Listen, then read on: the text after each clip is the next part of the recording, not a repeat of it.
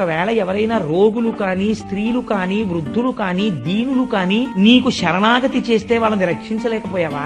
వృద్ధులైన వారు పసిపిల్లలు తినకుండా నువ్వు ఎక్కడైనా ముందు భోజనం చేసి వచ్చావా అని ఎంత గొప్ప మాట చూడండి. అడిగితే అర్జునుడు అన్నాడు, అన్నయ్య మన నెచ్చెలి, మన చెలికాడు, మన దైవము, మన బంధువు, మన సమస్తమైనటువంటి కృష్ణుడు శరీరాన్ని విడిచిపెట్టేశాడు. ఎంత ఆశ్చర్యమో తెలుసా అన్నయ్య.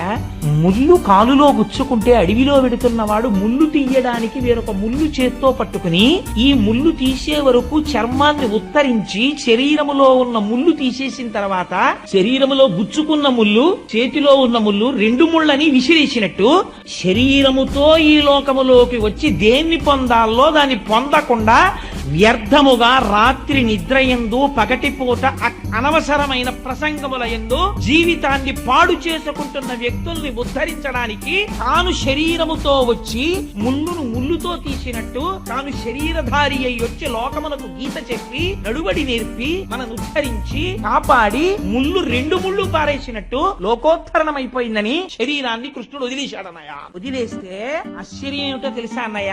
గోపాల బాలురు కృష్ణుడు శరీరం విడిచిపెట్టగానే కృష్ణ నిర్యాణం కాగానే ఒకరినొకరు కొట్టుకుని అందరూ మరణించారు. కృష్ణుడి భార్యల్ని రక్షిద్దామని నేను గోపాలులతో యుద్ధం చేయవచ్చు.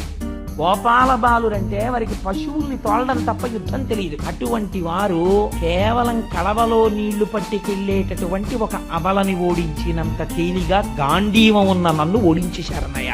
ఓడించి కృష్ణ పత్నుల్ని నా దగ్గర నుంచి అపహరించి పట్టుకుపోయారు. అన్నయ్య నాకు ఒకటి అర్థం కాలేదు.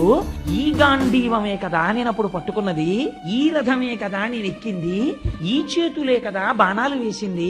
ఆనాడు 18 అక్షౌహిణీల సైన్యాన్ని చీల్చి చెండాడనే ఆ కృష్ణుడు ఎదర లేడి వాళ్ళ సారథ్యంలో. ఎత్ర యోగేశ్వర కృష్ణో ఎత్ర పార్థో ధనుర్ధరః తత్ర శ్రీ విజయోభూతి ధ్రువా నీతిర్మతిర్మమ. ఏ నాడు నీ జీవన రథంలోంచి కృష్ణుడు అప్పటి నుంచి నీకు ఓటమి ప్రారంభం. ఎంతకాలం కృష్ణుడు నడిపిస్తున్నాడని నువ్వు నమ్ముతున్నావో అంతకాలం నీకు విజయ పరంపరే. వాళ్ళ లేడన్నయ్యా కృష్ణుడు. ఆనాడు ద్రౌపదీదేవి స్వయంవరంలో నేను బాణాన్ని గురిపెట్టి కదులుతున్న చాపని కొట్టానా, ఖాండవనాన్ని దహించడానికి ఆగ్నేయాస్త్రాన్ని ప్రయోగించానా, 18 అక్షౌహిణీల సైన్యాన్ని చీల్చి చెండాడానా, భీష్మ ద్రోణ కర్ణాది వీరుల్ని నిగ్రహించానా. ఇన్ని చెయ్యగలిగినటువంటి ఈ చేతులు ఇవాళ గోపాల బాలులతో యుద్ధం చెయ్యలేకపోయాయా? నాకు అర్థమైపోయిందన్నయ్య.